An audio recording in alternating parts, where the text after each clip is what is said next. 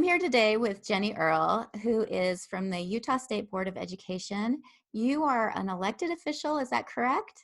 Yes, that's right. And you serve on the board as sort of a directive body for the Utah Board of Education? That's right. There's 15 members of the board that serve throughout the state, and we assist in making those decisions for key decisions and policies for the state Okay. for public education. So, Okay.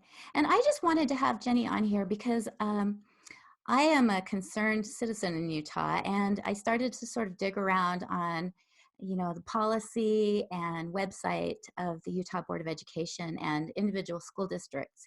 And I found some really concerning stuff. One of the things I found was on the Salt Lake School District website, and it says that the Salt Lake City School District allows children to transition without parental permission, which to me is kind of shocking. For those who don't understand what this means, it means that if a child comes to school and says that they're a different sex than their biology says they are, that the Salt Lake School District recommends that the schools allow that child to present as whatever they choose to, and may or may not tell the parents.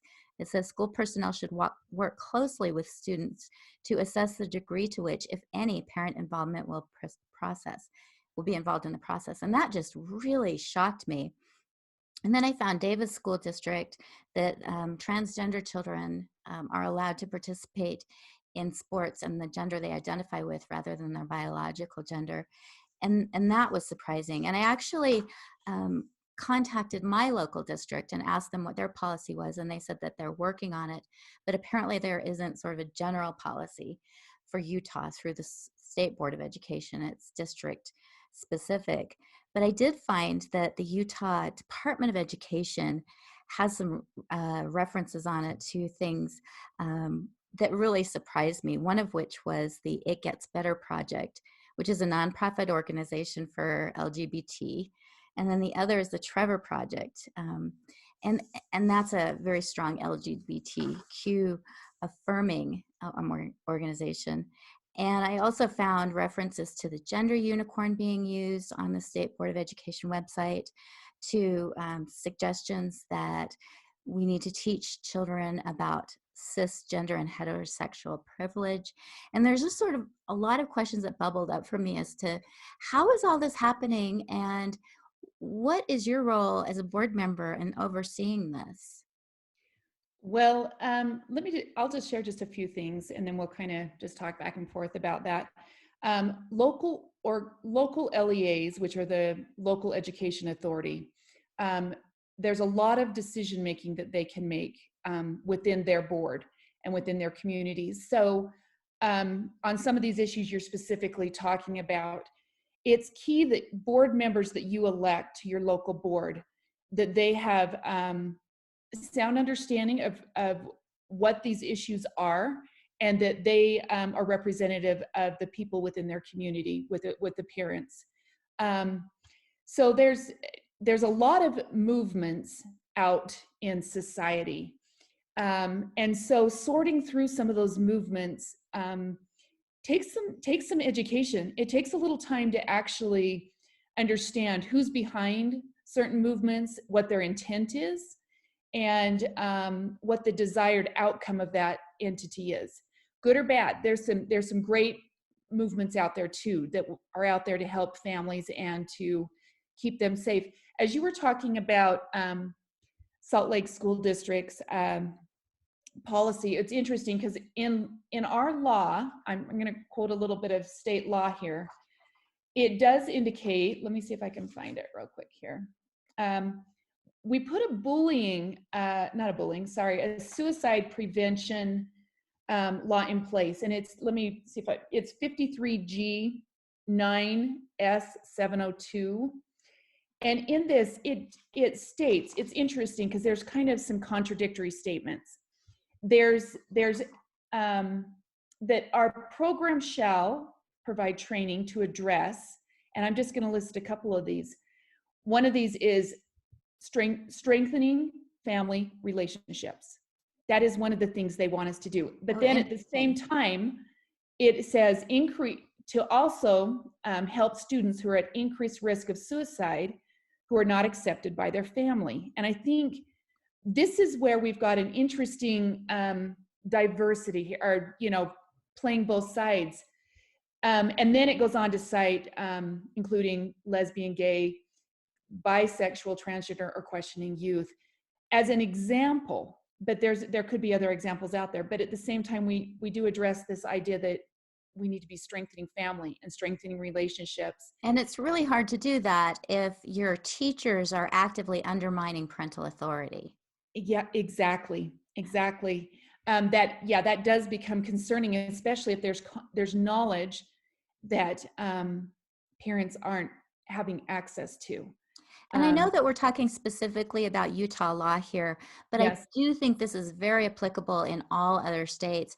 Utah is one of the more conservative states. So I feel like we're sort of a litmus test for what's going on in the rest of the country. If it's happening here, it's probably happening where you live to the it degree it is here, if not more. and it's pretty widespread. So yes, that is true. That is true, and it's weaved throughout society in all kinds of different programs. Sometimes we think, well, that would just be within the sex education program, right, or health education. But the reality is some of these ideologies are placed within our bullying programs, or they're within our suicide programs, or sometimes they're actually just within our English literature Yeah, some of program. the books that are being brought in for Yeah. kids to be read. So a parent wouldn't necessarily be alerted that their child was going to be introduced to these concepts because they might be happening outside of what would be considered comprehensive sexuality education, which parents usually are told about. But this is sort of happening. The exposure to these concepts is happening throughout the curriculum. Yes, and with that in mind, I know you're familiar with the Gender Resource Guide that's available out on the internet. You could type that in, Gender Resource Guide, and it provides research information from a variety of organizations on both liberal as well as conservative sides that are concerned about the direction some of these ideologies are moving our society. And so within that guide itself, it does provide some templates of parent resources that they can take into the schools and request that if these particular items are addressed within the school, here's the process I want to have you follow, and I want to be notified of it. So you could be proactive as a parent. You don't have to wait to hear something from your kids later, you know, after something's already been talked about. If it's especially if it falls within a belief system that you have, whether religious or otherwise, that you can be proactive on that. You don't, like I said, you don't have to wait on that. Utah law and national law backs this up too, that parents are the primary responsibility for their children, for education and for other critical areas. And so I think it's important that we're respectful and we support that. Yeah, I Um, just can't imagine what it does to a relationship, what message it tells to children if they know that they can go and do something behind their parents' back that they know their parents won't like, and their teachers are telling them it's okay, and their principals are telling them that it's okay, and they're enabled to do it at school without their parents' knowledge. And I'm talking specifically here about, a child who comes in and says that they're going to transition, uses a different name, uses a different bathroom and locker room than their parents would think they're using, and their parents are not told about it. It's all covered up. It's actively covered up. yeah, I which does take place, and it would be concerning because it would seem to be divisive within the child. You've got children who are still developing socially. I mean, that's what teenage years are, right? We're this experiment of engaging with other individuals. We're no longer in that latency period, right? That's usually between the ages of 6 and 12, which is a more of an innocent time frame. You begin to mature and develop, and you begin to try to decide, who am I, kind of a thing. And so to leave the key players in your life out of that dialogue, I think we do a disservice to both the children and the families in our communities when we do something like that. Well, and you So yeah. talked about adolescence, but I'm thinking about myself when I was in first grade and I identified as a trans kid. I identified as male. And in theory, my teachers, even at that age now, and I'm not sure if they have a policy for elementary age kids, but according to what it says on some of the district sites, it sounds like they would go ahead and allow me to use the boys' bathroom and to go by the name I chose rather than tell my parents if I told them I didn't want them to tell my parents, even at age 5, which is really concerning. Yeah, that is interesting, isn't it? Especially with once again, you've got that relationship, key relationships with your family. So yeah, I would encourage people to get involved locally and making sure that they go in and ask what these policies are. And quite honestly, um, making recommendations. There's no reason why you can't make a recommendation as to what that policy could be. We want to be sensitive to the needs of all children within the school system. So we don't want something that's going to um, create an uncomfortable situation for a child, but at the same time, all children need to be comfortable using the bathroom. All children, right? I mean, it's not one's priorities don't take precedence over another. So Well, I and think it's that, interesting because there are some policies that I noticed in local school districts that suggest that the school will sort of work with each individual situation. And a lot of times that means providing a child who's identifying as transgender with private facilities, which I think is a really good solution for that. However, a lot of activists are saying that's not okay, that it's the biological child who's uncomfortable with having the trans child in their bathroom who should be provided private accommodations. well, I know of a couple of districts that are handling it this way. They've allowed for that separate usage facility for any children that want to use that. So it's not creating a barrier for any child, but it's also not allowing that privacy or other elements to play in for any child. And so it's not restricted to a certain child. It allows for that privacy element to play out for them as well.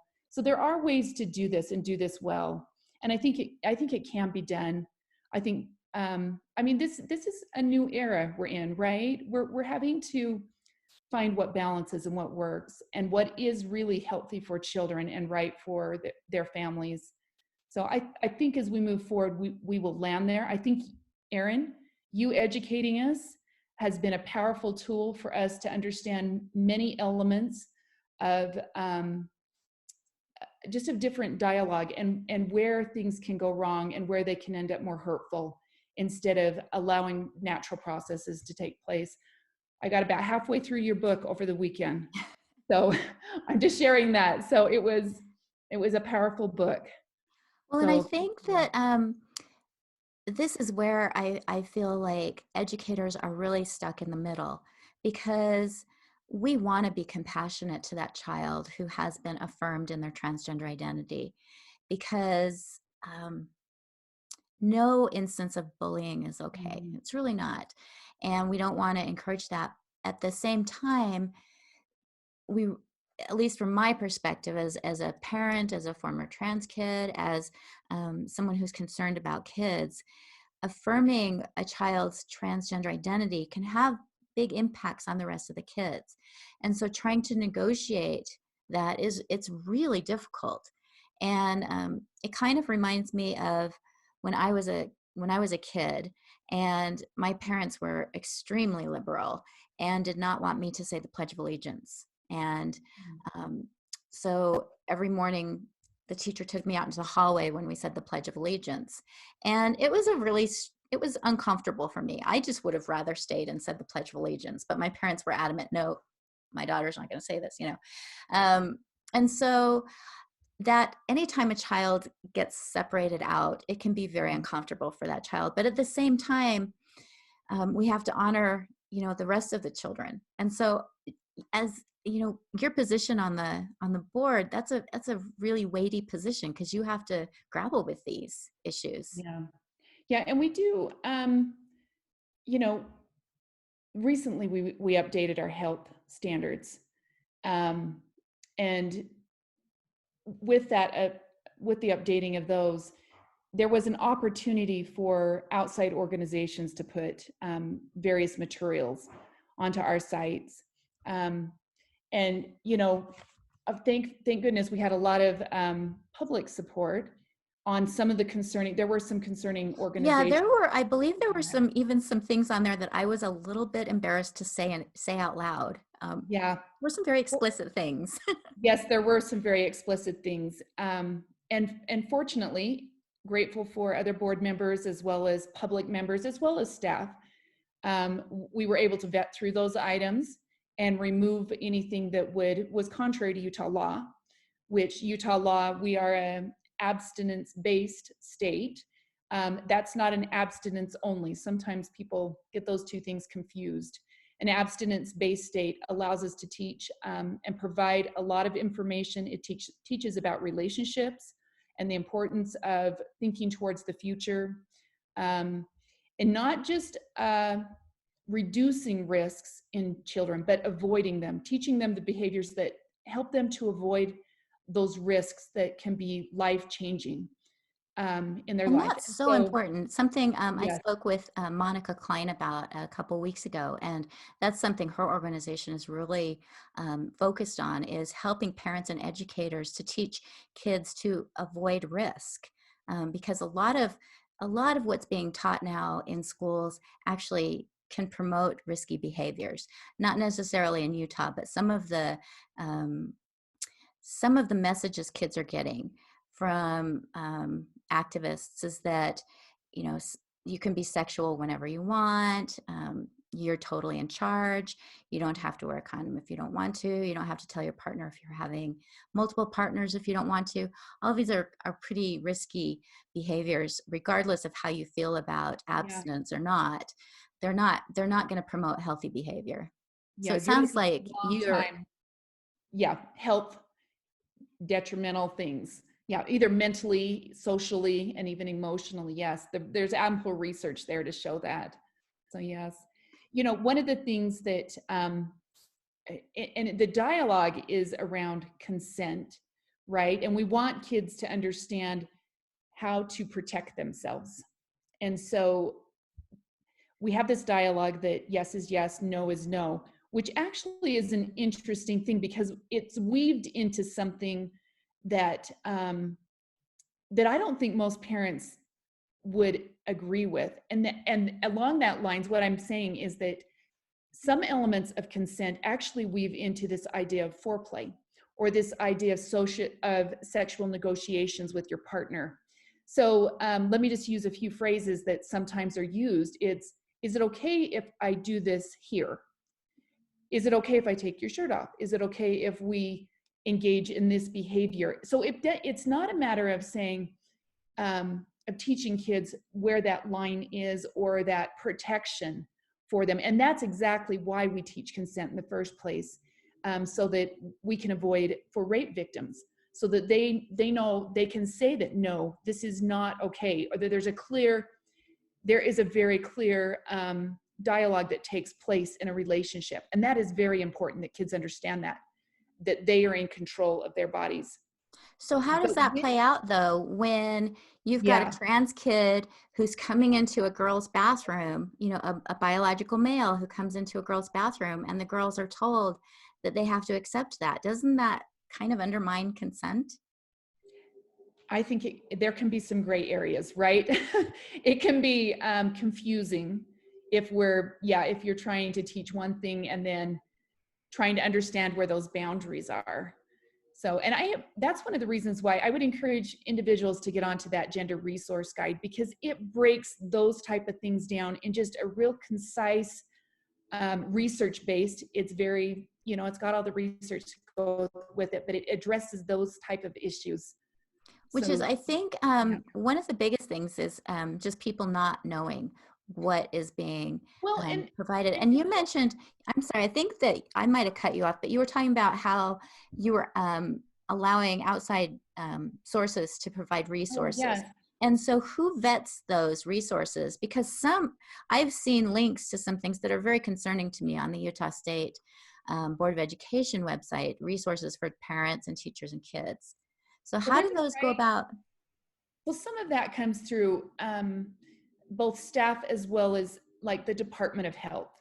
Okay, so our health departments often make recommendations. We rely on them, right, as our as a service for our well, we're relying on them heavily right now, right? All the Yeah. departments of health around the state, but they will make recommendations for certain things, and that's how some of the items got on there. Other items got on there from organizations that just came and said, we're interested in you putting this on here, as you know, for whatever reason. Some of the organizations that are on there were like Advocates for Youth, who is a promoter of comprehensive sex education. And if you take it just takes a few minutes to go through their site before you understand exactly where their ideologies lie. And they Well, believe that children are sexual from birth on, and so they believe in promoting dialogue outside the home and also sexual rights of children outside the knowledge of parents, suggesting just that it's their right as an individual to engage in, you know, the sexual behaviors they choose, and then they that's promote. So that go new ahead. I'm sorry. narrative of sexual rights, that it's you know, an inherent right that children have to be sexual and to be have their gender recognized and affirmed, is it's so new, but I don't think it really is. I think No, it's sort of yeah. I mean, it's new to a lot of us who are just sort of finally seeing it, but it seems like it's been kind of. Or it's not been part of our culture or our dialogue within our home. And so it's unfamiliar when we see it on the outside, because we think, is that really what that was? Right. And we're trying to understand maybe where they're coming from, that kind of a thing. So, and often we want to be, we want to give them the benefit of the doubt too. Like that probably really wasn't what they intended that to be. But no, it actually probably was. When you look into these organizations and the intent behind them, also the money behind them, and where that money is coming from, and also the money that's received for various services that these entities might be promoting. So yeah, it's Yeah, it's funny because initially I was you know, very I used to donate to Equality Utah. I was very supportive of LGBTQ rights and had no idea how much they were sort of pushing a message, um, and how harmful that message can be to kids, because children are developing and changing, and if they're told right from the get-go that it's possible to be born in the wrong body, that's just going to really confuse them. And one of the areas that this is really kind of caught hold of, I think, is our libraries.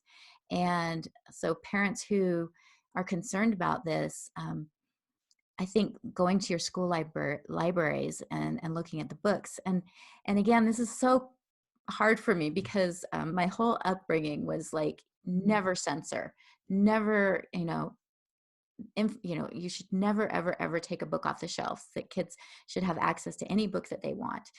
But now I think I have a more nuanced view of the idea that we, you know, we need to allow books to be published. We don't necessarily have to expose our children to them in the same way we wouldn't expose them to Penthouse or Playboy when they're in elementary school. And I believe some of these books are potentially as harmful as those magazines.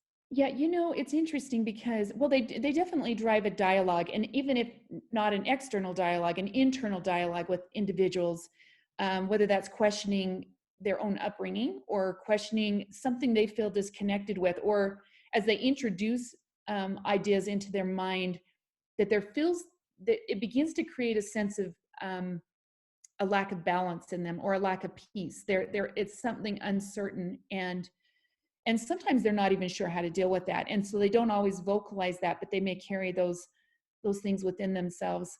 I can't remember, I was just going to tell you, oh, when you talk about well, anyways, I lost track. I was going to tell you something, but give me a minute and I will think of it. So I was, the other thing that I wanted to talk about was the training that the Utah State Board of Education is providing to our educators. And I came upon this last year sometime. It's the Compassion and Complexity of LGBTQ Identity and Experience.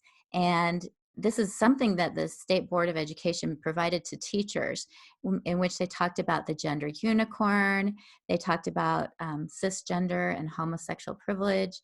They talked about the important, they actually cited Everyday Feminism as a resource. And I don't know if you were even familiar with that I site. am not even familiar with Don't what you're become familiar with it. It's one of the articles I found on it was centering sex work in the Me Too movement will help amplify the important work of those who are already organizing for sex worker rights.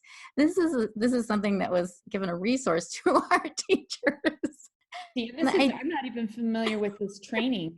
oh, really? Yeah, it's I'll send you the PowerPoint. But it's concerning to me that our educators are being taught this, and the Allies video that they were shown was just kind of over the top. And you must accept a child's identity no matter what. You can't just tolerate it, you have to affirm it. That tolerance isn't enough, and that's the whole message. And I'm just wondering, how is it that they get the opportunity to present their viewpoints to teachers, and how can we start having the same access to teachers to present them the other side? I can't speak specifically to this item that you're referring to, because I actually do not know. I don't know who wrote it. I don't know, I mean, it's from staff, I'm guessing, whether that's our previous.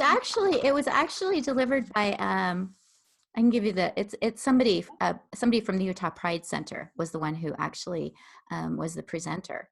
So it's someone who already came in with a specific agenda and was given access to the educators.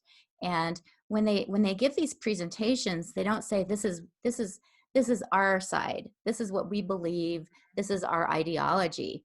They say this is fact. This is the way it is. Yeah. And so how can we as people who are concerned get the same kind of access to the teachers and give them training showing another perspective? Yeah, so there's a couple things. There's a variety of organizations, for whatever reason, that have access to our health department, who have access to our to different entities within the state, which also influence our various staff members, prevention staff, or other members. But most of these items don't ever cross the voting path of the board. That I Yeah, probably because you said you weren't even aware of it. that. And also, local school districts will invite in, depending on their staff's perspective, they may invite in, and it sounds like maybe that's the case here, I'm not sure, organizations to come and present, to try to create a dialogue. And I think this is a matter of families and parents to become, first of all, they need to know that this is going on.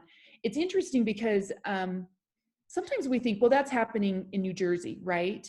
But that recently there was some stuff in New Jersey, that curriculum where they weaved all kinds of different sexual. Oh, right, the transgender pornography. Yeah. Well, they put it throughout the whole curriculum, and all kids, you couldn't opt out. All kids had to be part of it. Yeah, I believe they're doing that in California too.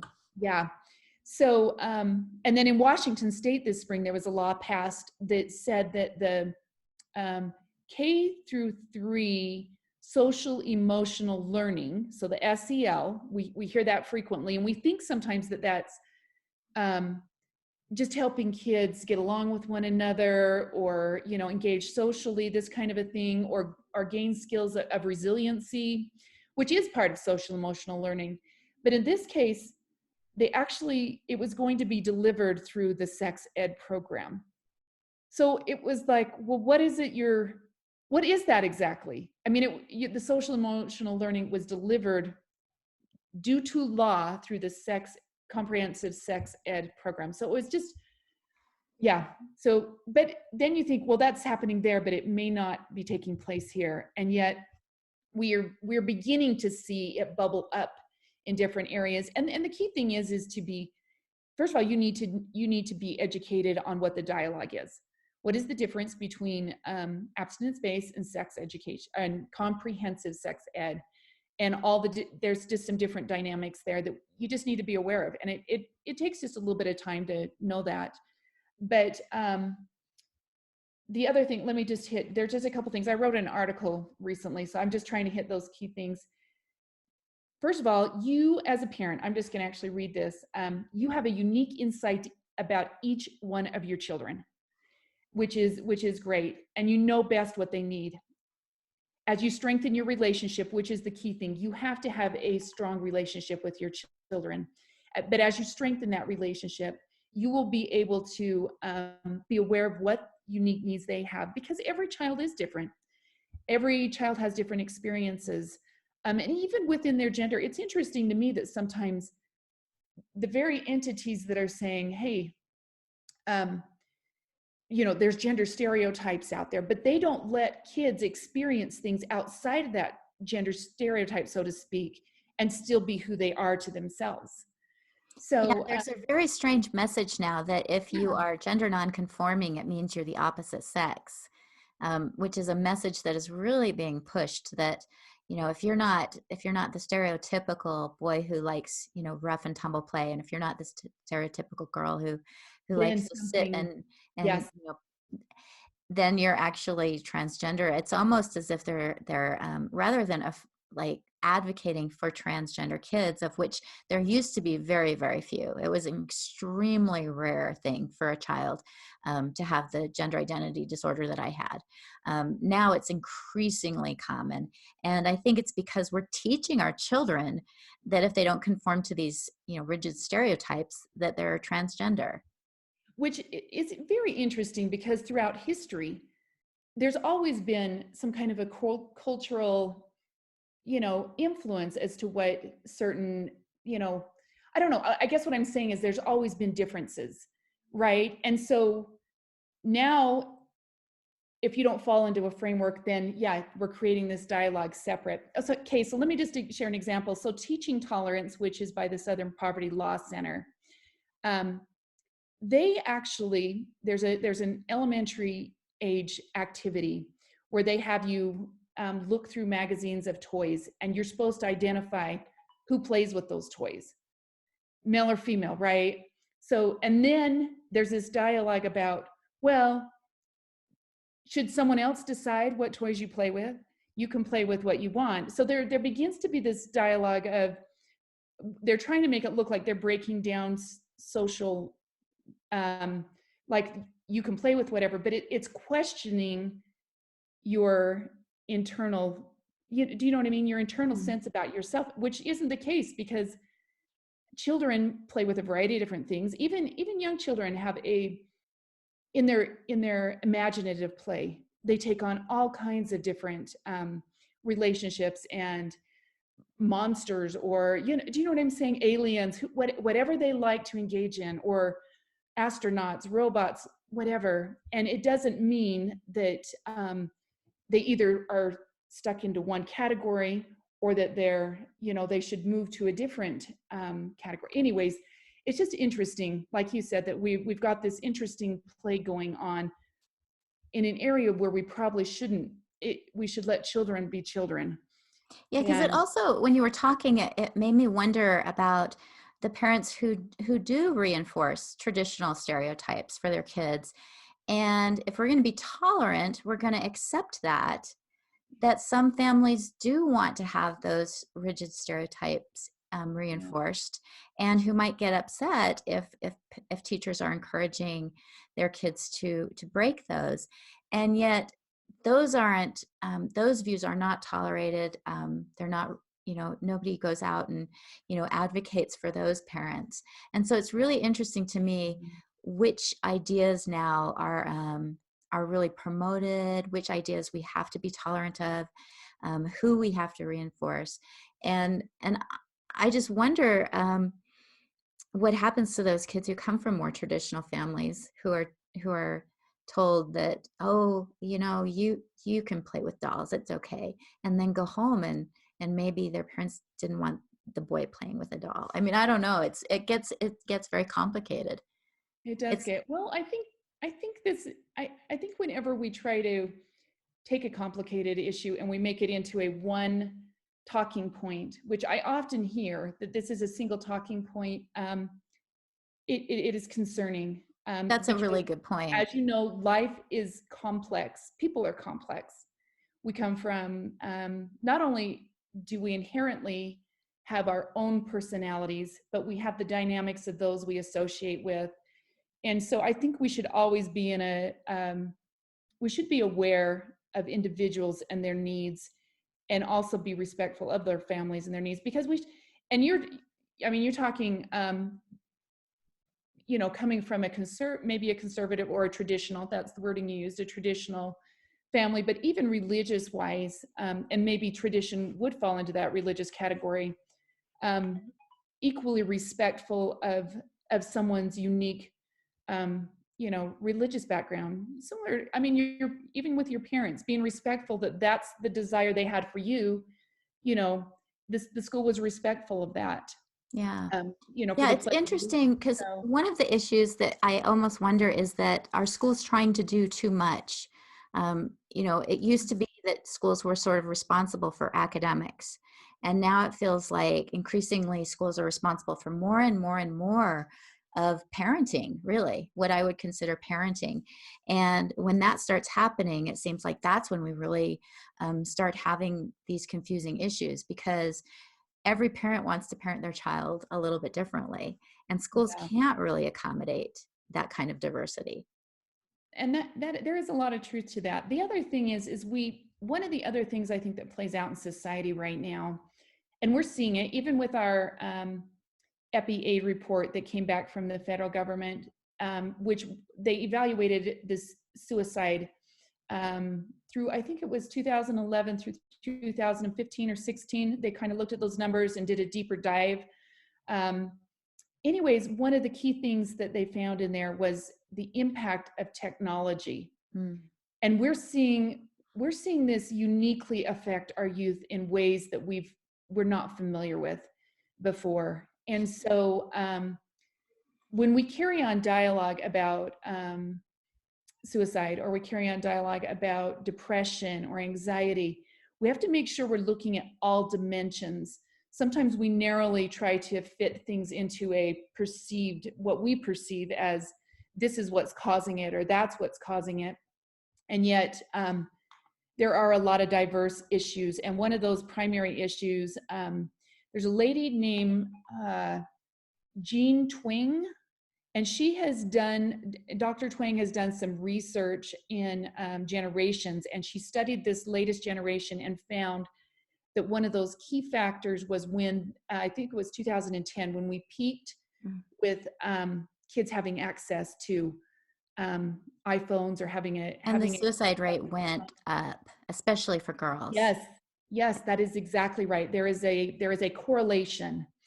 I don't know that one bred the other. Do you know what I mean? But there was definitely a correlation. And even back to the EPI report, they found that, I believe the number was 13% of kids who had committed suicide, of those they had evaluated, had technology restricted within 2 weeks of, you know, of that time frame. And so, Interesting. yeah, that is really interesting. That is something parents should, that's the kind of things parents also need to be aware of, is that becomes an addictive behavior, through the technology.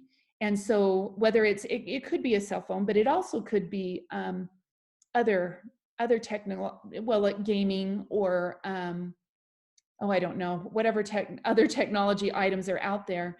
And the other item that she indicated could play into having, that depression or that anxiety, that kind of a thing, is kids not getting enough sleep, which also plays into the technology end of it.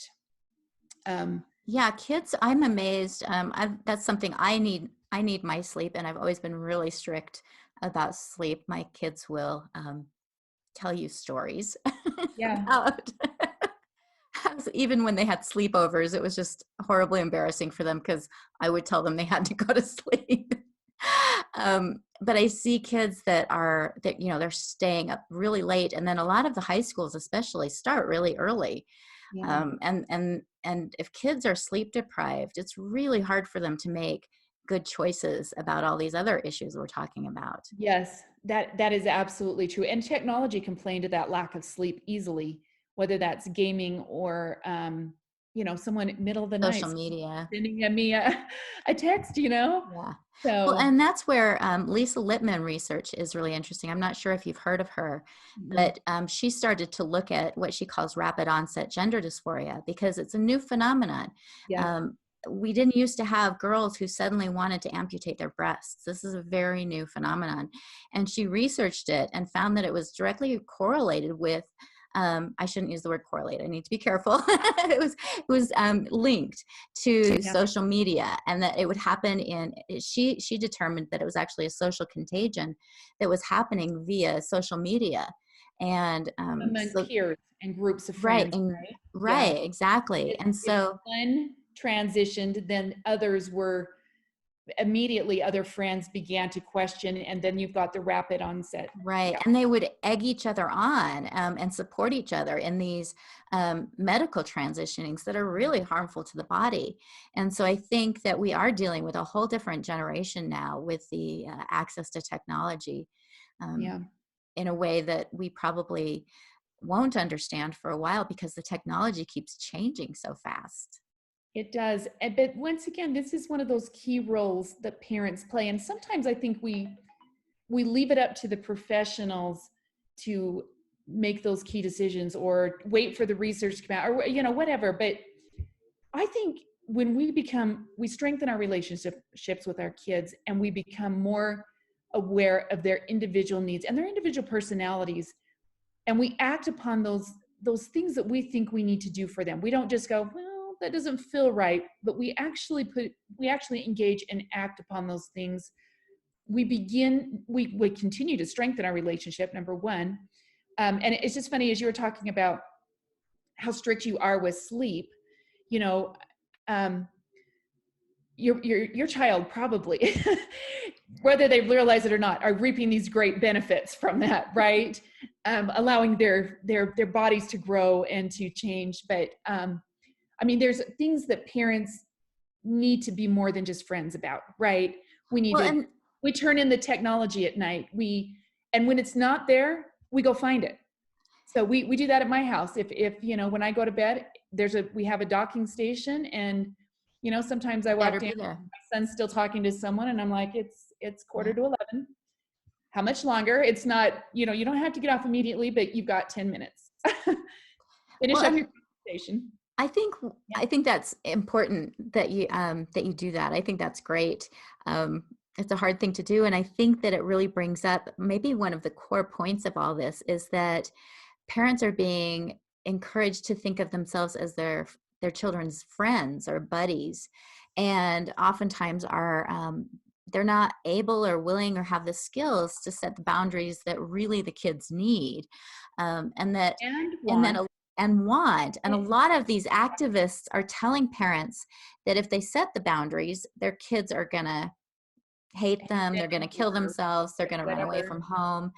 And so parents' ability to parent is really eroded when they feel incapable of setting those boundaries.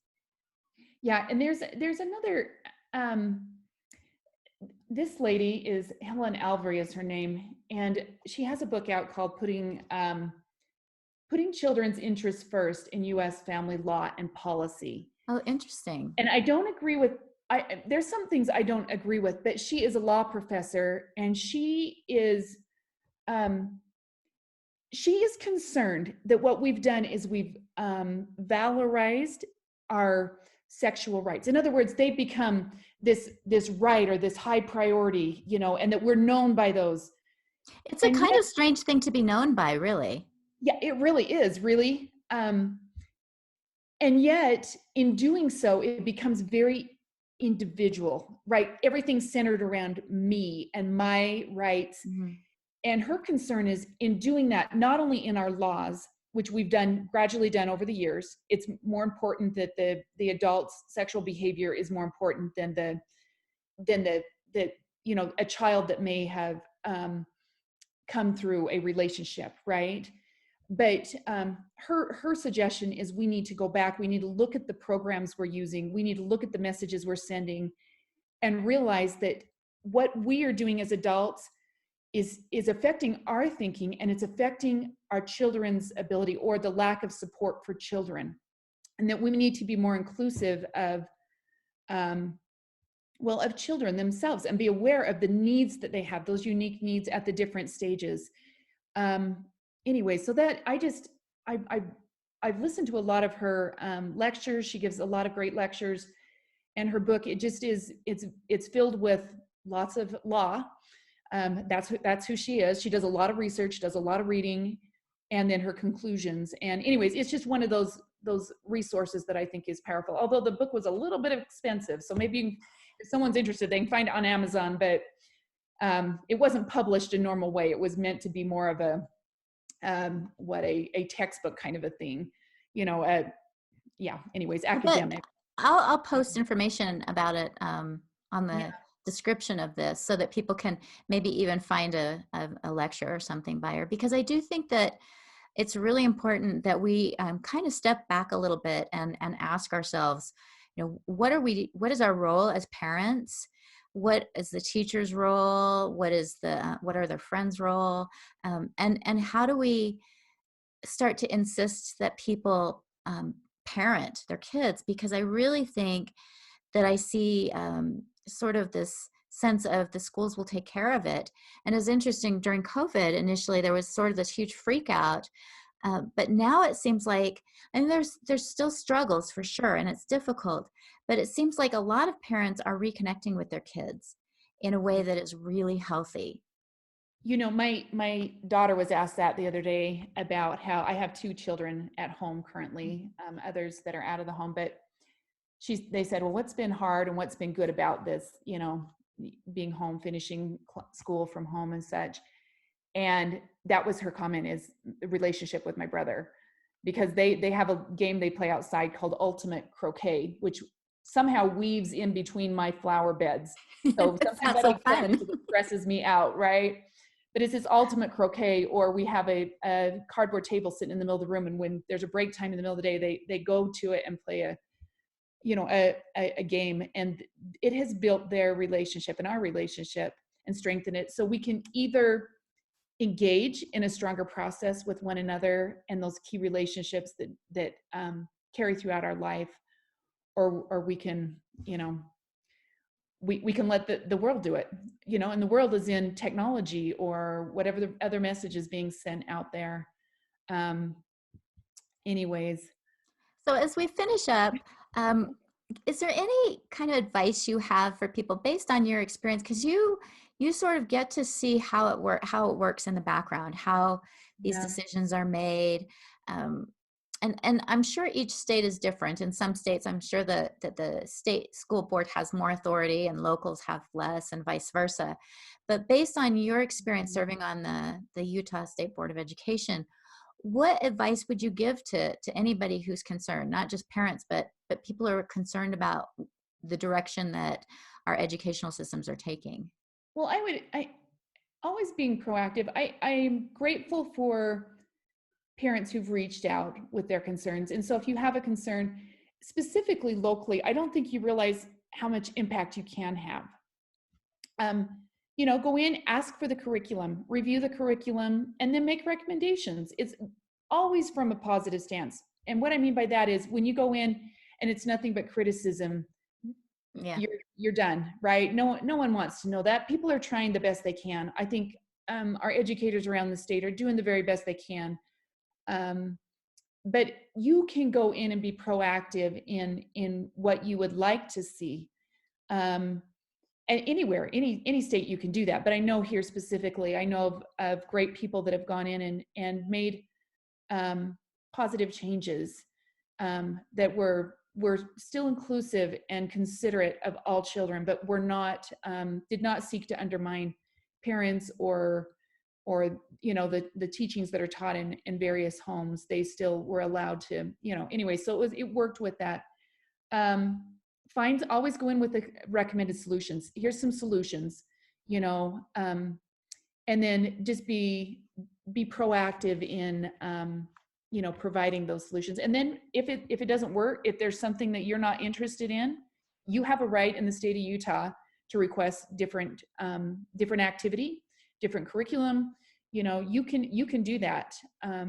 That is within our laws. You are the one in charge, and if something doesn't work for you, you can go request that, and respectful of that. So hopefully, I don't know, hopefully that was Another thing that I don't know what the law is on this, but just from my experience when my kids were in school is try and find a way to get into the classroom. And I know it's hard for people who have a 9-to-5 job, but if there's any way you can be actually in the classroom, even for 15 minutes a day or 15 minutes a week, just to have your kids know you're there. They know you're interested. And there's no way a teacher can approve of a child transitioning if you're there, if you're seeing what's going on. You're going to be able to see what your kids are being exposed to, and also support the teacher, because teachers have a really rough job. And I feel like you said, a lot of parents will come in and they'll be all criticism. And really what teachers need in order to be responsive is solutions.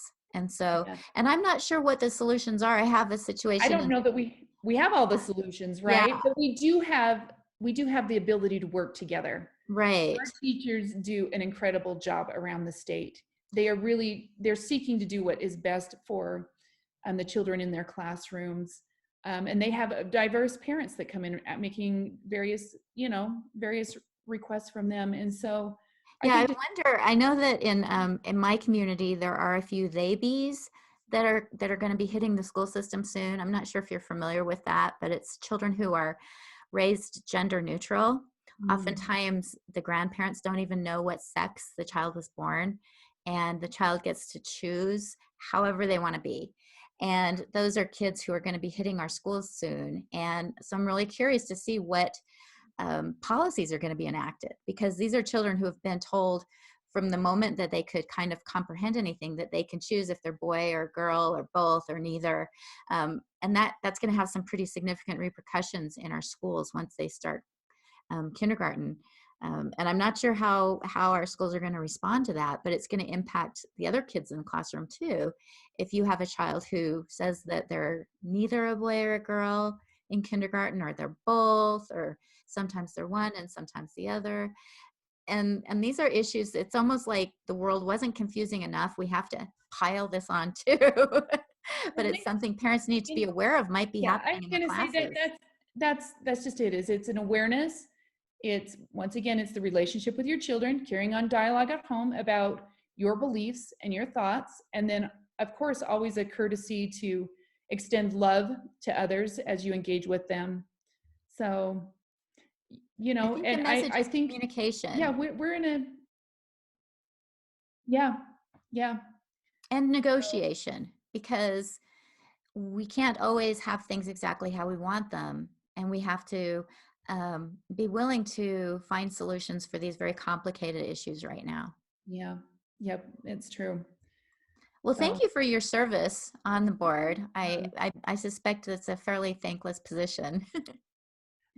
It just depends. There are some great people out there that, are paying attention to everyone. I think we've got great board members who are really doing the best they can. We're not always aware of everything that goes on. Not everything crosses our path, but I think by and large, we're doing the best to meet the needs of families in Utah and the diverse culture that we're living in. And so I guess for people who are not in Utah, my recommendation would be to find out what the structure is of their education system, whether they should go directly to the State Board of Education, whether they should go to the school or the district to enact these changes. And sometimes maybe even they have to seek legislative changes because things have gotten pretty. It would depend on what state you're in. Yes, some states mandate certain things and allow you to opt out. So you need to familiarize yourself with the laws in your community. Utah allows curriculum items to be opt out of. So if there's something in there that you, and parents to make requests, if, I don't want this particular dialogue addressed with my child. And so you could make that request to the teacher. But each state is different. Some states don't allow that. This is the curriculum. This is what we teach. This is what you get to do. Utah. So, Yeah. Hopefully we stay that way. We'll see. So there's always Yeah. both, a variety of different sides. So there's Well, always thank you plenty so of dialogue much. going on. Yeah, and I really appreciate your efforts because I feel like you're someone who's been really responsive to concerns and been willing to go to bat for parents who have who want to see some changes made that help to protect their kids sort of mentally and emotionally. Yeah. So thank So you. good. Well, you're welcome. Have a good day, Erin. You Thanks. too. Take care.